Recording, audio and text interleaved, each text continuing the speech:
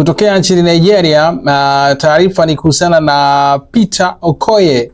Huyu ni moja ya majina ambayo yalikuwa naunda lile kundi la P Square ambalo lilifanya vizuri sana way back kabla ya kupinuka, na sasa hivi kuja kuwataja wasanii wengine ambao wanafanya vizuri sana kwenye game ya Nigeria pale, especially ukizungumzia muziki wa Afrobeat, wamekuwa wakifanya vizuri. Sasa na msanii wa muziki kutokea nchini Nigeria Peter Okoye maarufu kama Mr P ametangaza rasmi kubadilisha tarehe yake ya kuzaliwa kutoka Novemba 18 kwenda Novemba 30 bila kutoa sababu za uamuzi huo. Kupitia ujumbe aliochapisha Jumatatu tarehe 20 mwezi wa 4 mwaka 2026 kwenye akaunti yake ya X, Mr P alisisitiza kuwa uamuzi huo ni wa kibinafsi na akawaomba mashabiki wake kuheshimu, akisema kwamba anathibitisha rasmi kuwa Novemba 18 si tena siku yangu ya kusherehekea siku ya kuzaliwa. Tafadhali mfahamu kuwa sitapokea ujumbe wowote wala zawadi siku hiyo. Siku yangu ya kuzaliwa sasa itasherehekewa Novemba 30. Huu ni uamuzi wa kibinafsi na ninathamini sana uelewa wenu, aliandika na Mr P.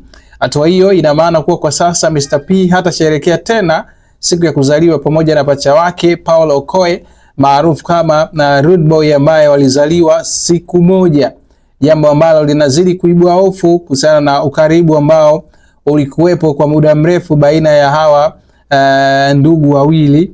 Lakini hatua hii imechukuliwa na wengi kama ishara ya mgawanyiko mkubwa zaidi kati yake na ndugu yake pacha Paul Okoye Rude Boy pamoja na kaka yao mkubwa Jude Okoye.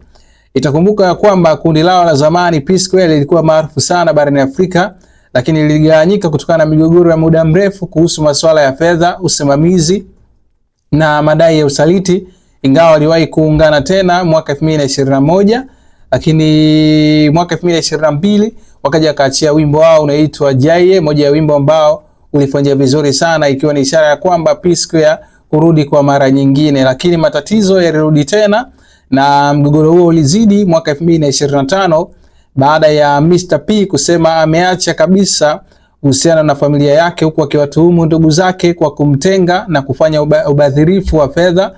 Na kwa upande wake Paul alidai kuwa Peter aliwahi kuwapeleka kwa Economic and Finance Crimes Commission maarufu kama EFCC pale nchini Nigeria.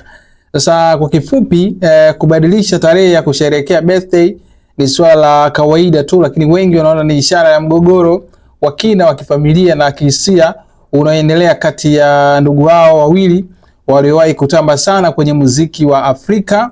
Na inakumbuka ya kwamba hawa ni watu ambao waliwahi pia kushirikiana kwenye nyimbo za pamoja ambazo zilifanya vizuri sana kwenye upande wa digital platform mbalimbali, ukizungumzia ngoma kama vile Chop My Money, Personally, No One Like You, Forever. Zote hizo zilikuwa ni sehemu ya nyimbo ambazo zilifanya vizuri sana way back, lakini kwa sasa hivi inaonekana mambo kama hayako sawa na kila mmoja anafanya muziki kwa upande wake.